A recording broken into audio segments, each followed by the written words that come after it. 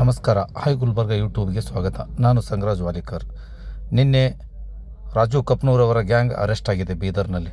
ಅವರು ವಕೀಲರು ಮಾತಾಡ್ತಾರೆ, ಕೇಳೋಣ. ನೋಡಿ, ಯಾವಾಗ ನೋಟಿಸ್ ಕೊಟ್ಟಿದ್ದಾರೆ ಅಂತ ಅಂದಮೇಲೆ ಎಲ್ಲಾ ವ್ಯಕ್ತಿಗಳಿಗೆ ಒಂದ್ ವೇಳೆ ಕಾನೂನಾತ್ಮಕವಾಗಿ ಹೋರಾಟ ಮಾಡಬೇಕಾದ್ರೆ ನೋಟಿಸ್ ಅನ್ನು ಕೊಟ್ಟಾಗ ನೋಟಿಸ್ ಅನ್ನು ಸ್ಪಂದಿಸಿ ಇನ್ವೆಸ್ಟಿಗೇಷನ್ ಕೋಆಪರೇಷನ್ ಮಾಡಬೇಕು. ಅದೇ ರೀತಿಯಾಗಿ ಇವರು ಎಷ್ಟು ಜನಕ್ಕೆ ನೋಟಿಸ್ ಅನ್ನು ಕೊಟ್ಟಿದ್ದಾರೆ ಅಷ್ಟು ಜನ ಆರೋಪಿತರು ಇವತ್ತಿನ ದಿವಸ COD ಹತ್ರ ಬಂದಿದ್ದಾರೆ. ಬಂದು ಅವ್ರು ಏನು ಇನ್ವೆಸ್ಟಿಗೇಷನ್ ಮಾಡ್ತಿದ್ದಾರೆ ಕೇಳಿದಂಥ ಪ್ರಶ್ನೆಗಳಿಗೆ ಇವತ್ತಿನ ದಿವಸ ಫೇರ್ ಆಗಿ ಕೋಆಪರೇಷನ್ ಮಾಡ್ತಾ ಇದ್ದಾರೆ. ನೋಟಿಸ್ ಯಾವಾಗ ಕೊಟ್ಟಿತ್ತು ಸರ್? ನೋಟಿಸ್ ಕೊಟ್ಟು ಒಂದು 2-3 ಡೇಸ್ ಆಯಿತು ಅಂತ ಅನಿಸುತ್ತೆ. ಅವ್ರು 6ನೇ ತಾರೀಕು ಬರಬೇಕು ಅಂತ ಹೇಳಿದರು. ಬಟ್ ನಮಗೆ ಇದು ಲೇಟಾಗಿ ನೋಟಿಸ್ ನಮಗೆ ಮುಟ್ಟಿದೆ. ಬಟ್ ನೋಟಿಸ್ ಮುಟ್ಟಿದ ಮೇಲೆ ನಾವು ಇಮಿಡಿಯೇಟ್ಲಿ ಬಂದು ಇನ್ವೆಸ್ಟಿಗೇಷನ್ ಕೋಆಪರೇಷನ್ ಮಾಡ್ತಾ ಇದ್ದಾರೆ. ಯಾರ್ಯಾರು ವಿಚಾರಣೆಗೆಲ್ಲ ಸರ್? ಇವತ್ತಿನ ದಿವಸ ಫಸ್ಟ್ ರಾಜು ಕಪ್ನೂರ್ ಅವ್ರು ಬಂದಿದ್ದಾರೆ, ಆಮೇಲೆ ಗೋರಖ್ನಾಥ್ ಸಜ್ಜನ್ ಅವ್ರು ಬಂದಿದ್ದಾರೆ, ನಾಗ್ ಭುಜಂಗಿ ಅವ್ರು ಬಂದಿದ್ದಾರೆ, RD ಪಾಟೀಲ್ ಅವ್ರು ಬಂದಿದ್ದಾರೆ, ರಾಮನಗೌಡ ಪಾಟೀಲ್ ಅವ್ರು ಬಂದಿದ್ದಾರೆ, ಆಮೇಲೆ ಸತೀಶ್ ಅನ್ನೋರು ಬಂದಿದ್ದಾರೆ. ಇಷ್ಟು 4-5 ಜನ ಬಂದಿದ್ದಾರೆ, ಕೋಆಪರೇಷನ್ ಮಾಡ್ತಾ ಇದ್ದಾರೆ. ಆಲ್ರೆಡಿ ಬೇಲ್ ಮ್ಯಾಟರ್ನು ಇವತ್ತು ನಾವು ಏನು ಸೋಲಾಪುರ ಮೂಲದವ್ರು ಏನಿದ್ದಾರೆ ಅವ್ರು ಸುಮಾರು ಹಣ ಇನ್ವೆಸ್ಟ್ಮೆಂಟ್ ಮಾಡಿದ್ದಾರೆ. ಅವ್ರ ಹೆಸರು ಸುಮ್ಮನೆ ಡೆತ್ ನೋಟ್ನಲ್ಲಿ ತೊಗೊಂಡಿದ್ದಾರೆ. ಡೆತ್ ನೋಟ್ನಲ್ಲಿ ಇವ್ರ ಹೆಸರು ತೊಗೊಂಡಿದ್ದಾರೆ. ಬಟ್ ಈ ಡೆತ್ ನೋಟ್ ತೊಗೊಂಡಾಗ ನಾವು ಕಾನೂನಾತ್ಮಕವಾಗಿ ಒಂದು ಹೋರಾಟ ಮಾಡಬೇಕಾಗುತ್ತೆ. ಅದು ಕಾನೂನಾತ್ಮಕ ಒಂದು ಹೋರಾಟ ಇವತ್ತಿನ ದಿವಸ ನಾವು ಮಾಡ್ತೀವಿ. ಅದೇ ಸರ್, ಈ ಹಣದ ವ್ಯವಹಾರ ಆಗಿದ್ದು ಮತ್ತೆ ಮನೆಗೆ ಬಂದು ಹಾಕಿದ್ರು ಅನ್ನೋ ಒಂದು ಆರೋಪ ಕೂಡ ಮಾಡಿದ್ದಾರೆ ಸರ್. ನಾ ಹೇಳ್ತೀನಿ, ಯಾವಾಗ ಒಬ್ಬ ವ್ಯಕ್ತಿ ಹಣವನ್ನು ಸ್ವೀಕಾರ ಮಾಡಿದಾಗ ಆ ವ್ಯಕ್ತಿಯ ಹಣವನ್ನು ಹಿಂದಿರುಗಿಸದಿದ್ದಾಗ ಇಂತಹ ಸುಳ್ಳು ಆರೋಪಗಳನ್ನು ಸಹಜವಾಗಿ ಮಾಡ್ತಾರೆ. ಅದೇ ರೀತಿಯಾಗಿ ಈ ಕೇಸಿನಲ್ಲಿ ಸುಳ್ಳು ಆರೋಪಗಳನ್ನು ಮಾಡಲಾಗಿದೆ. ನಾವೇನು ಅವರು ಡೆತ್ ನೋಟನ್ನು ನೋಡಿದಾಗ ಗೊತ್ತಾಗುತ್ತೆ ಯಾವ ರೀತಿಯಾಗಿ ಸುಳ್ಳು ಆರೋಪಗಳನ್ನು ಮಾಡಿದ್ದಾರೆ ಅನ್ನೋದು ಡೆತ್ ನೋಟ್ನಲ್ಲಿ 100% ಗೊತ್ತಾಗುತ್ತೆ. ಅವ್ರು ಕೊಟ್ಟಂಥ FIR ಗೊತ್ತಾಗುತ್ತೆ. ಸಿನ್ಸ್ ಫ್ರಮ್ 1.5 ಮಂತ್ಲಿಂದ he absconded. His phone was switched off. ಯಾವಾಗ ಅವ್ನ ಫೋನ್ ಸ್ವಿಚ್ ಆಫ್ ಇದ್ದಾಗ, ಅಬ್ಸ್ಕಾಂಡೆಡ್ ಇದ್ದಾಗ ಧಮಕಿ ಯಾರಿಗೆ ಕೊಡಬೇಕು? ನಾ ಹೇಳ್ತೀನಿ, ಅವ್ರ ಫೋನ್ ಚಾಲು ಇತ್ತು ಅಥವಾ ಅವ್ರಿಗೆ ಆ ಕ್ವಶನ್ನೇ ಬರಲ್ಲ, ಧಮಕಿ ಕೊಡುವಂಥ ಪ್ರಶ್ನೆನೇ ಬರಲ್ಲ.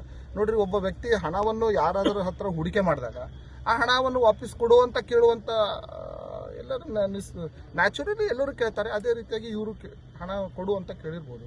ಆ ಕೇಳಿರ್ತಾರೆ ಅಂತ ಅನ್ನೋ ಮಟ್ಟಕ್ಕೆ ಅವ್ರಿಗೆ ಈಗ ಹಣ ಹಿಂದಿರಿಸಬಾರ್ದು ಅನ್ನೋ ಒಂದು ಉದ್ದೇಶದಿಂದ ಅವ್ರು ಜೀವ ಬದುಕಿ ಕೊಟ್ಟರು ಅಂತ ಹೇಳಿದ್ರು. ಅದೇ ರೀತಿಯಾಗಿ ಬಂದು ಇನ್ವೆಸ್ಟಿಗೇಷನ್ ಕೋಆಪರೇಟ್ ಮಾಡ್ತಾರೆ. ಸಚಿನ್ ಡೆತ್ ಉಲ್ಲೇಖ ಆಗಿತ್ತು, ಆರೋಪ ಧಮಕಿ ಈ ಥರ ಎಲ್ಲ ಉಲ್ಲೇಖ ಮಾಡಿದ್ರು ಸರ್. ಆ ರೀತಿ ಏನಿಲ್ಲ. ನಿಮಗೆ ಬರೀ ಈ ಕೇಸ್ನಲ್ಲಿ ನಿಮ್ಮ ಮೇಲೆ ಒಂದು ಗುನೆ ದಾಖಲಾಗಿದೆ. ಈ ಗುನೆ ದಾಖಲಾದ ಬಗ್ಗೆ ನಿಮಗೆ ಇನ್ವೆಸ್ಟಿಗೇಷನ್ ಮಾಡಬೇಕು, ಇದಕ್ಕೆ ಇನ್ವೆಸ್ಟಿಗೇಷನ್ ಬಂದು ಕೋಆಪರೇಷನ್ ಮಾಡಿ ಅಂತ ಹೇಳಿದ್ರು. ಅದೇ ರೀತಿಯಾಗಿ ಬಂದು ಇನ್ವೆಸ್ಟಿಗೇಷನ್ ಕೋಆಪರೇಷನ್ ಮಾಡ್ತಾ ಇದ್ದಾರೆ.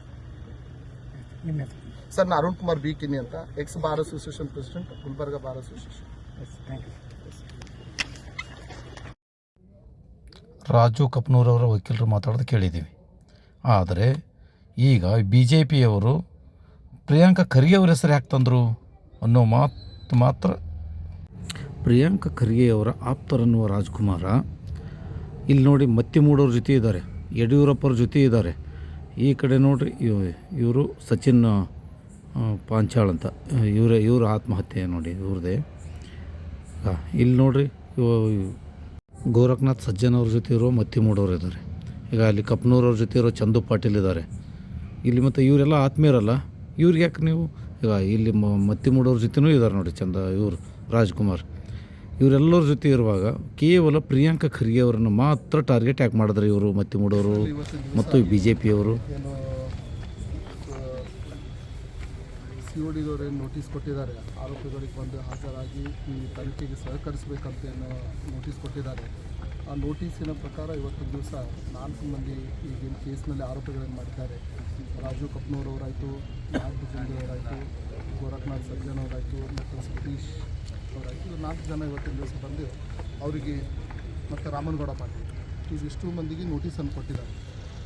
ಸೆಕ್ಷನ್ 35(3) ಪ್ರಕಾರ BNS ಆ್ಯಕ್ಟ್ ಪ್ರಕಾರ ಅವ್ರಿಗೆ ನೋಟಿಸ್ ಕೊಟ್ಟಿದ್ದಾರೆ. ಈ ತನಿಖೆಗೆ ಸಹಕರಿಸಬೇಕಂತ ಒಂದು ಲೆಟರ್ ಕೊಟ್ಟಿದ್ದಾರೆ.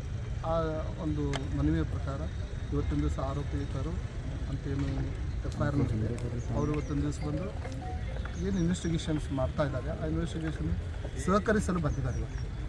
ಅದಕ್ಕೆ ಬಿಟ್ಟು ಯಾವುದೇ ಇವತ್ತಿನವರೆಗೂ ನಮಗೆ ಯಾವುದೇ ನೋಟಿಸ್ ಇರಲಿಲ್ಲ, ಆರೋಪಿಗಳಿಗೆ ಗೊತ್ತಿರಲಿಲ್ಲ ಅವ್ರ ಮೇಲೆ ಕೇಸ್ಗಳಾಗಿದೆ ಅಂತ ಅಷ್ಟೇ ಬರ್ತಾಯಿತ್ತು ಮಾಧ್ಯಮದ ಮಿತ್ರರ ಮುಖಾಂತರ. ನಾವು ಇವತ್ತಿನ ದಿವಸ TVಯಲ್ಲೇ ನೋಡ್ತಾ ಇದ್ದೀವಿ, ಒಂದು ಕೇಸ್ ರಿಜಿಸ್ಟರ್ ಆಗಿದೆ, ಸಚಿನ್ ಅನ್ನೋ ಒಬ್ಬ ವ್ಯಕ್ತಿ ಸುಸೈಡ್ ಮಾಡ್ಕೊಂಡಿದ್ದಾನೆ ಅಂಥೇಳಿ ಡೆತ್ ನೋಟ್ ಬರೆದಿದ್ದಾರೆ ಅಂತ.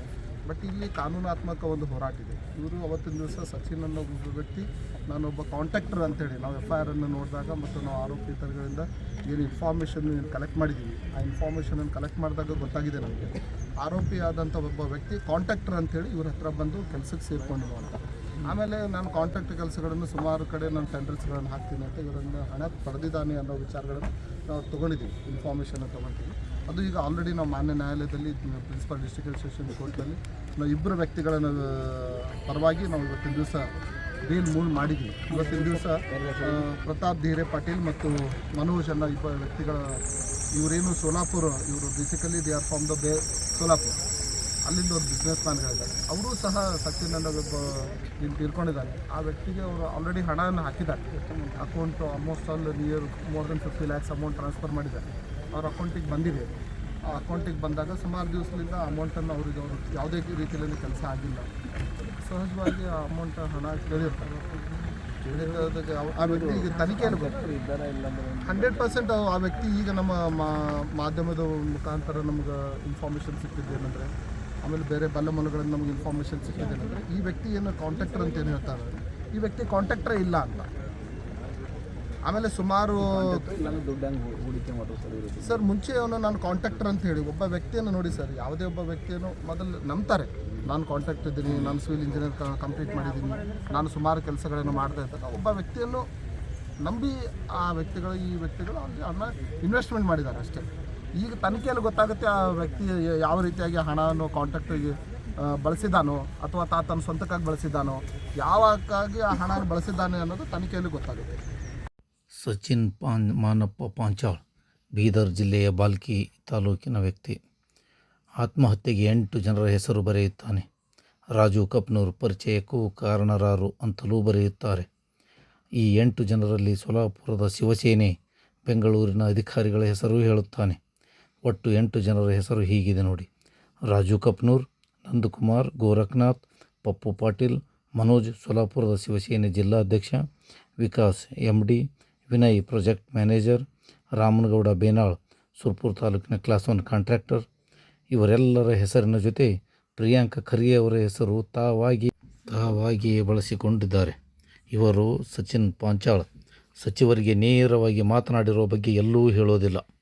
ಆದರೆ ಆ ಡೆತ್ ನೋಟ್ ತುಂಬಲು ಕೇವಲ ಹಣದ ವ್ಯವಹಾರವಿದೆ. ನಮಸ್ಕಾರ, ನಿಮ್ಮ ಅಭಿಪ್ರಾಯ ತಿಳಿಸಿ.